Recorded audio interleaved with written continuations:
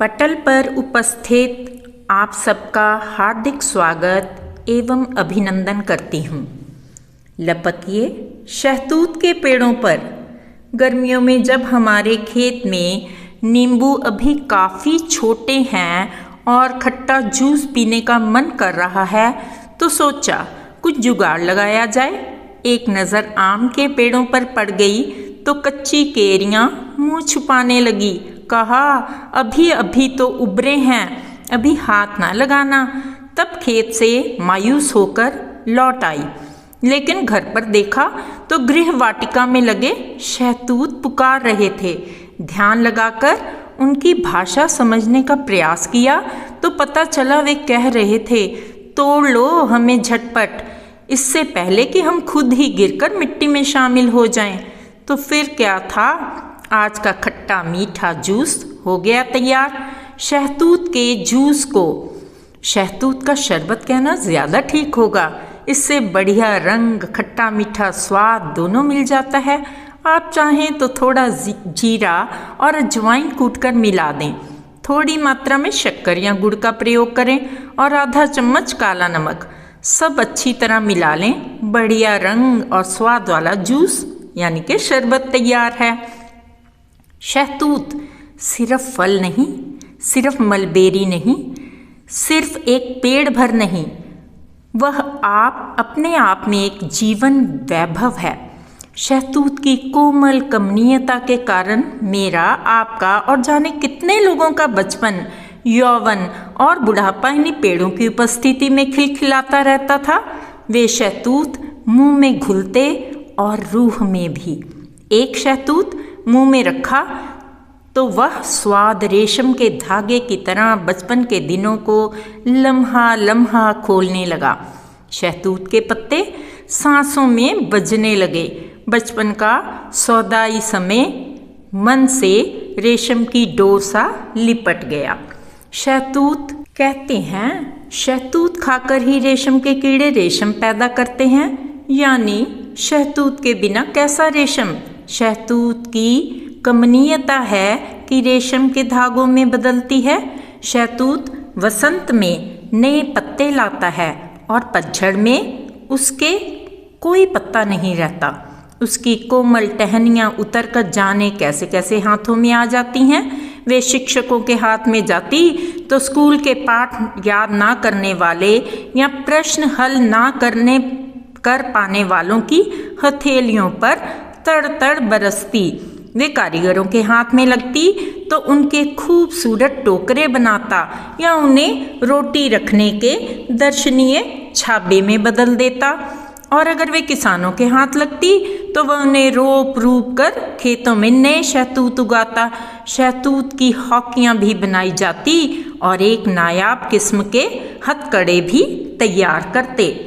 बचपन के उन दिनों में शीशम शहतूत कीकर पर चढ़ते हुए एक गीत सुनते थे। आ कुड़िए बैठ तूता, यानी कि शहतूतां वाले खूते, गल्लां होन दिलां दियां एक दूजे दे मुंह ते, कि ओ प्यारी लड़की तू शहतूत वाले कुएं पर आ जा, वहीं आमने सामने दिल की प्रेम भरी बातें करेंगे। अब तूतां वाले खूह यानी कि वे कुएं ना रहे और ना ही शहतूत के पेड़। शहतूत वृक्ष भर नहीं, वह भारत पाकिस्तान से लेकर ईरान इराक तक गीतों का कारवां भी लेकर चलता है। लेकिन हमारी संस्कृति में शहतूत गति से लेकर रति तक तरह तरह के रंग भरता है। शहतूत किसी को माँ लगता है, किसी को प्रेमी, किसी को पुत्र, किसी को बेटी बहू, किसी को वह जटाधारी साधु सा लगता है तो किसी को उसके फल, जीवन का मधुरतम रस।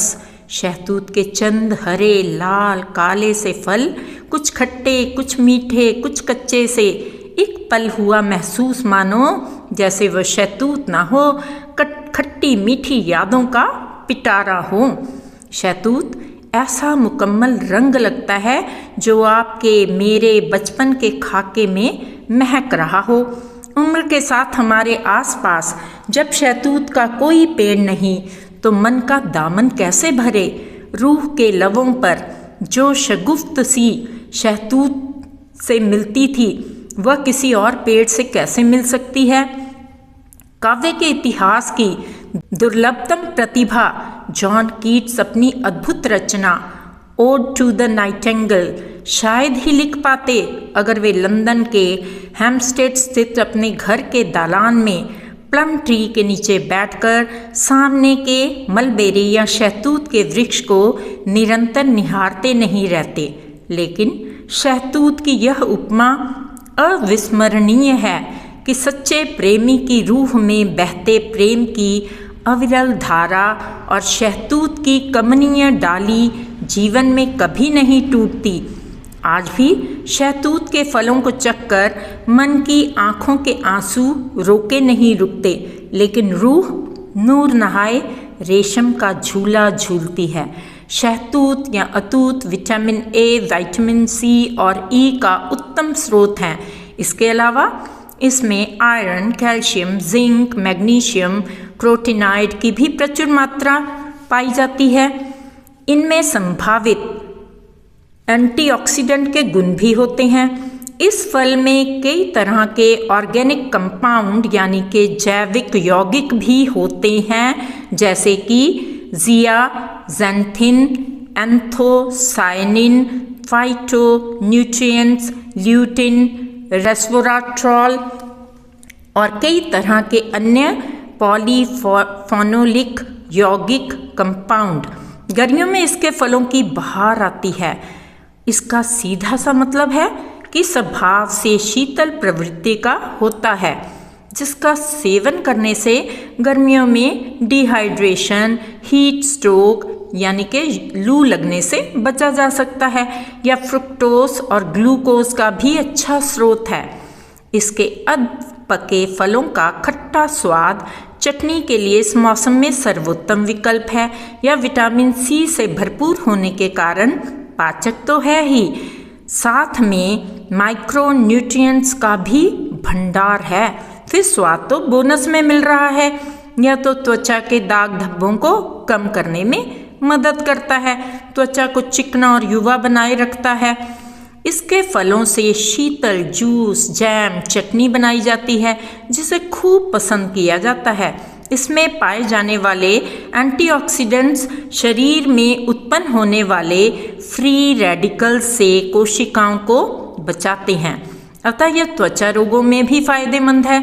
चिकित्सक भी हृदय, रक्तचाप और कैंसर रोगियों को शहतूत खाने की सलाह देते हैं। वैसे तो इसे कोई भी खा सकता है, यानी कि इसके खाने की मनाही किसी को भी नहीं है। इसके फलों का रस आँखों के नीचे की झाइयों और चेहरे की झुर्रियों को कम करने में भी उपयोगी है। शहतूत मलबरी का वैज्ञानिक नाम मोरस अल्बा है या मोरेसी परिवार से संबंधित है। वृक्ष छोटे से लेकर मध्यम आकार का यानी कि 20 मीटर तक ऊंचा होता है और तेजी से बढ़ता है, पर जीवन काल कम होता है। यह चीन का देशज है, परंतु अन्य स्थानों पर भी आसानी से इसकी खेती की जाती है।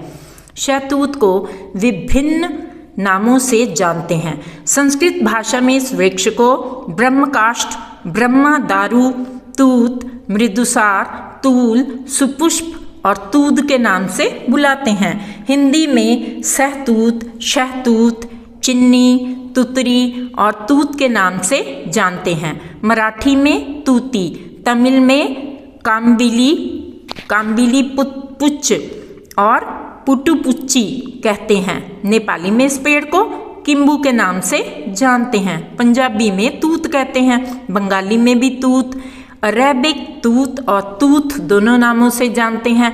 तुर्की भाषा में दूत तथा फारसी, अजरबैजानी एवं आर्मेनी भाषाओं में तूत कहते हैं। रेशम के कीड़ों को खिलाने के लिए सफ़ेद शहतूत की खेती भी की जाती है। उत्तर प्रदेश, बिहार, झारखंड, मध्य प्रदेश, हरियाणा, पंजाब, हिमाचल प्रदेश आदि राज्यों में इसकी अत्यधिक खेती की जाती है। यह दवाओं और उपचारों में उपयोग की जाने वाली सबसे महत्वपूर्ण जड़ी बूटियों यानी कि हर्ब प्लांट के रूप में एक है। मोरस एक लैटिन शब्द है जिसका अर्थ है विचित्र रूप से पर्याप्त इसी से मल शब्द की उत्पत्ति हुई। जीनस मोरस की एक प्रजातियां पाई जाती हैं और देशी लाल शहतूत मोरस रूब्रा, पूर्वी एशियाई सफ़ेद शहतूत मोरस अल्बा और दक्षिण पश्चिमी एशियाई काले शहतूत मोरस नाइग्रा आदि शहतूत मलबरी की कुछ महत्वपूर्ण प्रजातियां हैं।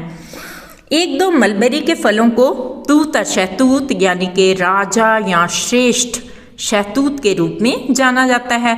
ये मीठे, रसीले और बेहद स्वादिष्ट होते हैं। ये भारत, चीन, जापान, उत्तरी अफ्रीका, अरब और दक्षिण यूरोप जैसे समशीतोष्ण क्षेत्रों टेम्परेट रीजन में पर्णपाती पेड़ों पर लटकते हुए बढ़ते हैं।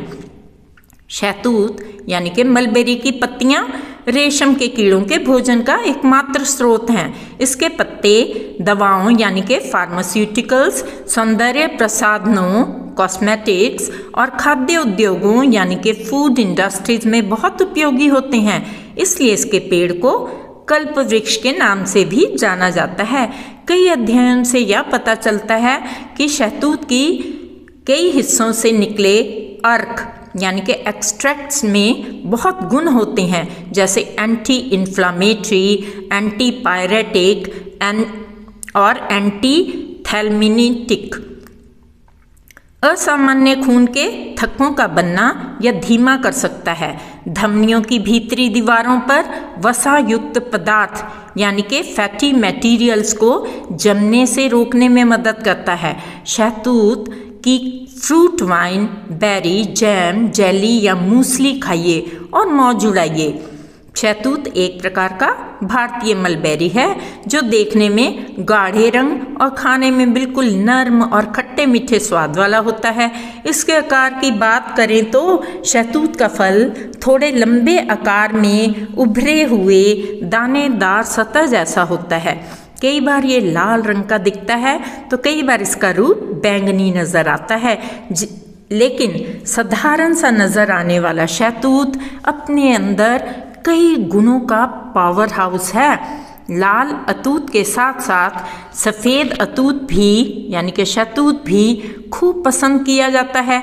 ये सफ़ेद शहतूत मधुमेह के रोगियों के लिए बहुत फ़ायदेमंद बताए जाते हैं। मेरी इस बात पर सीधे मोहर लगाई है साइंस डायरेक्ट में छपे शोध पत्र में, जिसमें डायबिटीज़ मेलाइट्स में शहतूत के फ़ायदों के विस्तृत विवरण प्रकाशित हैं। इन दिनों शहतूत के पेड़ों पर मधुमक्खियों का झुंड मंडराता हुआ नजर आ जाएगा। इसकी पत्तियां भी रेशम उद्योग में रेशम कीट के भोजन का स्रोत हैं। रेशम उद्योग की क्रूरता के कारण भले ही मैं इस पक्ष में नहीं हूँ, लेकिन इस समय में भारत रेशम व्यापार के कारण ही विश्व विख्यात था। वैसे गुरुदेव डॉक्टर दीपक आचार्य जी ने भी इस पर शानदार पोस्ट की है, आप उसे भी ज़रूर पढ़ें। पबमेड और रिसर्च गेट जैसे कई नामी गिरामी जर्नल्स में शोध पत्र शहतूत के anti microbial, anti inflammatory, cardiac, anti cancerous और एंटी डायबिटिक प्रभाव के गुण गाते नजर आ जाएंगे। ऐसा इसलिए बता रही हूँ कि आजकल बड़े नाम और विज्ञापन के और कोई काम की चीज़ खास नहीं लगती। क्या करें साहब, विज्ञापन और बाजार का ज़माना है और अपना यह शहतूत ज़रा शर्मीला है, कम समय के लिए पकता है, इसे संरक्षित रखना मुश्किल है, इसलिए कहीं भेज पाना और भी मुश्किल। इसलिए जिसे खाना है उसे लगाना भी आना चाहिए, वरना फ़ोटो से ही काम चलाएं। आपको शहतूत से बनी कौन कौन सी चीज़ें अत्यधिक पसंद हैं, कमेंट बॉक्स में अवश्य लिखिएगा। धन्यवाद।